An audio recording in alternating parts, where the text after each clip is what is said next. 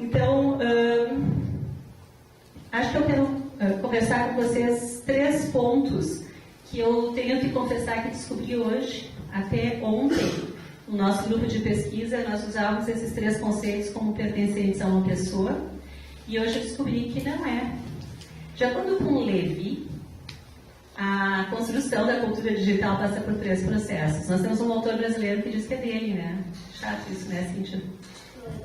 Não é do Lemos. André Lemos tem um livro onde ele fala de cultura digital, ele não cita, eu fui buscar.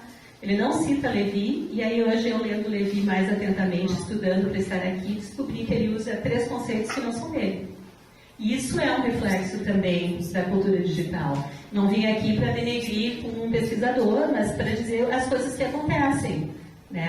A globalização faz com que as coisas que nós fazemos se tornem muito mais transparentes e muito mais rápidas.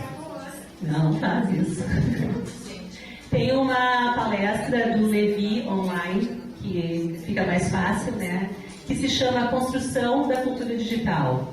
É uma palestra de um evento que ele esteve aqui, é uma entrevista, uma mesa redonda, assim, como a nossa, com ele conversando com alguns professores, e existia um movimento das pessoas da plateia que vinham, assumiam uma cadeira, era a cadeira das perguntas. E aí, ouvindo isso, eu ouvi esses 3 conceitos. Quais são os 3 conceitos de construir uma cultura digital? O primeiro processo é a liberação do polo de emissão. Todos nós podemos ser autores. Nas outras culturas, nós tínhamos o emissor e o transmissor e o receptor. Na cultura digital, todo mundo transmite, todo mundo recebe, todo mundo é autor. Então, esse primeiro processo é um diferencial. Todo mundo lê e escreve. Todo mundo publica.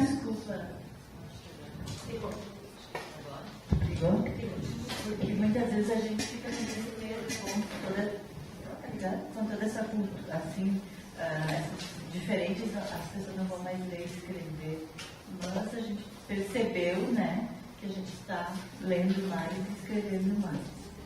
E escrevendo para alguém, né, nós temos agora um público, a gente se tornamos autores, escritores, produtores de textos. E esse é exatamente o segundo processo, que não basta escrever, tem que compartilhar, tem que publicar. E é diferente daquele publicar que a gente tinha no meu tempo da professora de português, que éramos só nós duas que líamos o que eu escrevia. Hoje todo mundo lê, né? E hoje o nosso trabalho na língua portuguesa também é esse, sempre criar na sala de aula situações reais de comunicação, mesmo que elas não sejam. Porque a gente tem que levar para a sala de aula aquilo que circula socialmente, né? Os gêneros, as falas, os textos que estão aí. E não o aluno escrever só para o professor. E nem só para os amiguinhos dele, no famoso miguxês da internet, né? Eu sei que quem conhece o miguxês. Será que é só tem algumas pessoas que não conhecem, mas não sabem o que é miguxês? Como não? Dá um exemplo para nós, Cíntia. Tipo assim, como eles escrevem na internet, gente. Tipo assim, cheio de letrinhas, de desenhos, de caralho. Bota um xizinho e um XO, assim, E muitas pessoas dizem que eles não sabem mais escrever por causa disso. Mas não é verdade, eles sabem que a internet é o espaço de usar isso e que quanto mais maduro o usuário fica, menos ele usa. Porque isso é visto como uma coisa infantil e aí eles não querem mais ser infantis, né? E a gente às vezes usa para brincar com os amigos quando a gente é bem adulto e não está nem aí para isso, né? Não vou dizer com quem eu uso, mas eu tenho certeza que tem 3 pessoas aqui que eu uso. E a terceira característica, então, o terceiro processo da cultura digital seria a reconfiguração sociocultural que acontece, né? Em função desse produtor de conteúdo, que pode ser qualquer um de nós, dessa necessidade de publicação e das novas combinações que existem. Né? Uma pessoa tem um blog, eu vou lá e escrevo, comento no blog dela, eu estou também mudando a reconfiguração do blog, que na verdade é feito para isso, mas nem todo mundo faz comentários. E a cultura digital nos permite isso. Eu estava conversando com as gurias aqui, eu estou pensando quem foi que trabalhou a questão de publicação.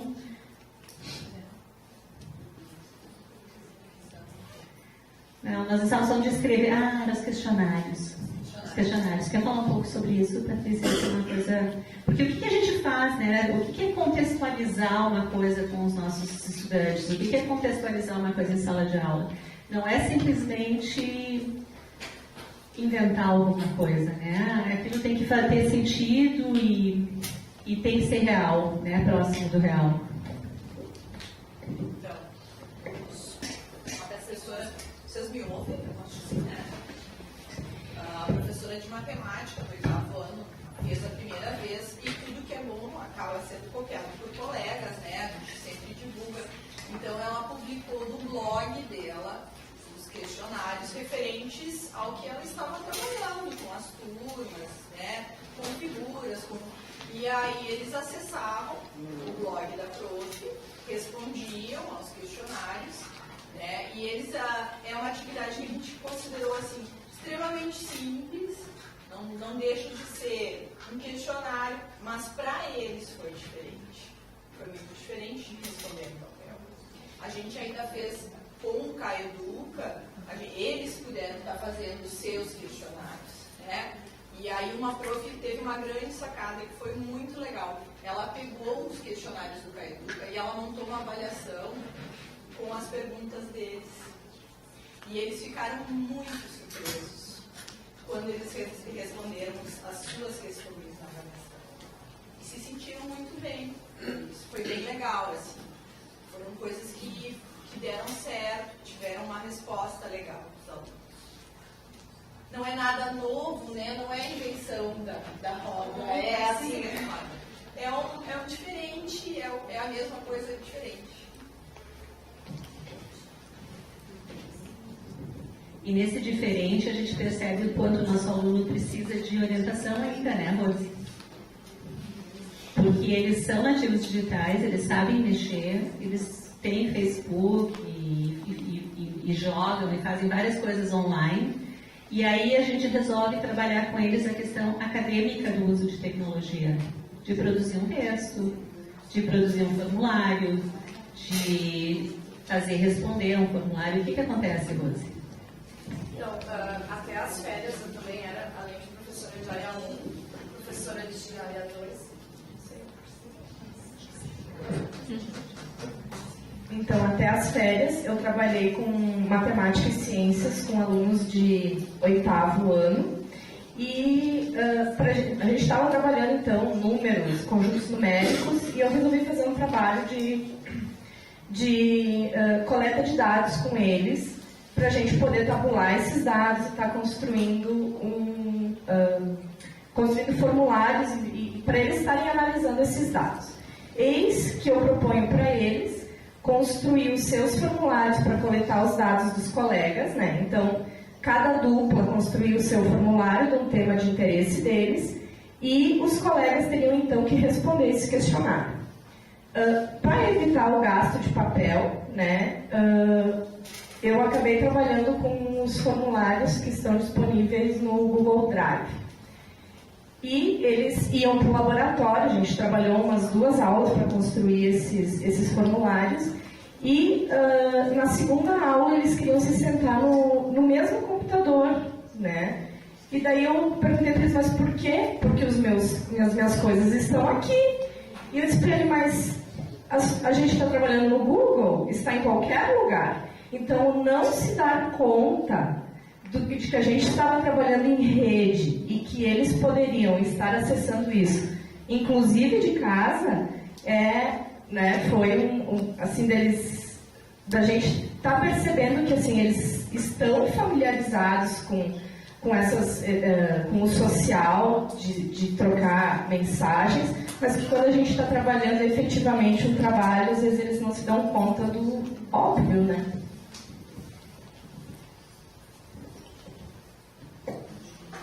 Esse relato da Rose eu quis compartilhar com vocês, porque eu também passei por algo parecido. Sexta-feira eu trabalhei na universidade com uma oficina com os meus colegas professores sobre alguns recursos e alguns aplicativos que eles poderiam usar online com seus alunos. E tem um recurso que a gente chama um vídeo do YouTube para dentro desse ambiente, e eu posso criar um exercício de compreensão com o meu aluno. É maravilhoso, é EduTube, eu não tenho direito do nome aqui, mas se vocês procurarem por EduTube, vocês vão encontrar. E aí uma professora pegou um material, ela, dentro da disciplina dela, selecionou esse vídeo, criou 4 perguntas, salvou, e aí ela disse assim, mas eu errei um segundinho aqui, porque no momento que a gente cria a pergunta, o vídeo para. Então, quando passar o vídeo dentro desse ambiente, quando tem os pontinhos de interrogação no cursor, o vídeo para e aparece a pergunta imediatamente e a pessoa tem que responder. E assim, eu errei o timing aqui, faltou uns 2 segundinhos para a pessoa ouvir a resposta completa. Eu vou ter que vir aqui no laboratório na segunda-feira para terminar. E eu disse, não precisa, está na internet. Não está na internet, está aqui, está trabalhando aqui. Então, assim, não é só o teu aluno, né? Até que ela se desse conta que aquilo que era só ela chegar em casa e acessar a internet, fazer o seu login como o teu aluno, Rosa. E a cultura digital é isso, né? A ubiquidade está aí para isso. A gente não tem mais território em qualquer lugar, desde que a internet seja um pouquinho mais rápida, assim, um pouquinho melhor que ruim, né? Mas se a gente tiver isso, se a gente puder fazer esse acesso, eu tenho acesso à cultura digital em qualquer lugar. Né? Eu não sei se vocês têm alguma experiência parecida que gostariam de compartilhar. A ideia é nós todos conversarmos. Né? Eu sei que tem gente aqui na mesa também, que vocês também trabalham com publicação, e os alunos, não sei se vocês querem falar alguma coisa, gurias.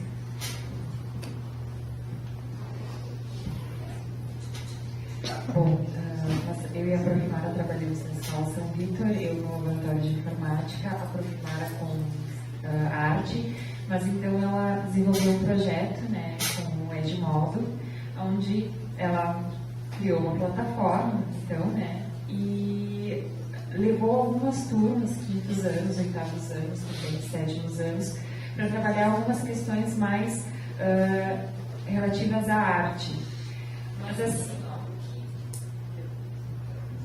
o que atraiu muito aos alunos foi esse portal e essa plataforma ter a semelhança do Facebook, né? Então eles, num primeiro momento, eles assim se sentiram assim bastante atraídos, bastante familiarizados, e assim tanto que quando a gente vai fazer uma atividade no laboratório de informática de arte, parece assim que quando eles entram nessa plataforma, tem todo esse visual, esse layout, eles têm um gostinho diferente de fazer essa atividade do que se fosse fazer uma atividade usando alguma outra ferramenta que não precisasse entrar. Porque assim, nós temos todos esses problemas, nós temos essa questão assim que o nosso laboratório muitas vezes para, às vezes não anda, às vezes a gente está na metade da aula, não funciona. Então, assim, um pouco, vou ser bem sincera, né, um pouco até as coisas se perdem,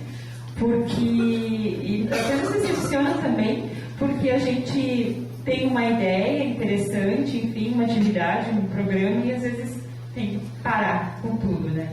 Isso acontece.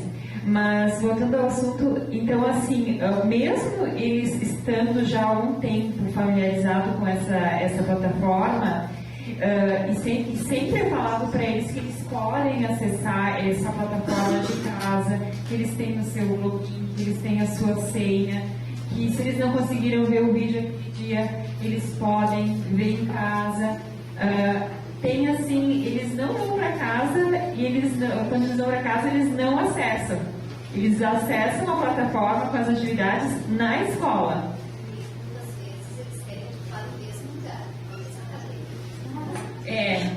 Mas eu estava aqui, e daí é aqui que funciona. Então, isso acontece bastante também com esse projeto. Vocês são séries finais, 6º, 8º ano, 5º, Carlos. Eu comecei a trabalhar no ano passado, ainda com os 5 anos. Esse ano até iniciei com os cursos, mas eu achei que as máquinas não estavam ajudando. Eu tinha uma proposta de trabalhar com uma outra escola de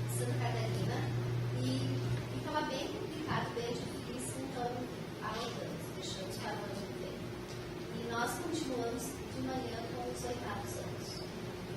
Mas o que é interessante assim, oitavos anos, os teus são oitavos também, né? O professor, né? Eu não sei se alguém já teve essa experiência com os menores, mas isso também deve acontecer.